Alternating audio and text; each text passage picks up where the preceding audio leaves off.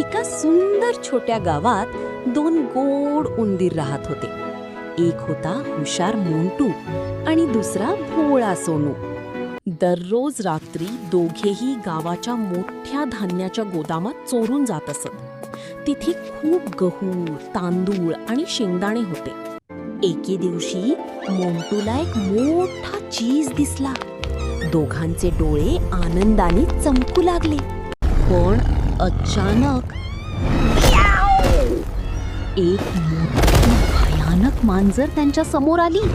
दोघेही जीवाच्या आकांताने पळू लागले आणि ती मांजर त्यांच्या मागे जोरात धावत होती. पळता पळता सोनू एका टोपलीत अडकला.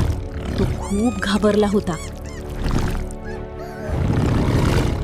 मोंटूने दोरी कुरतडली आणि दोघेही पटकन पळून आपल्या बिळात जाऊन लपले.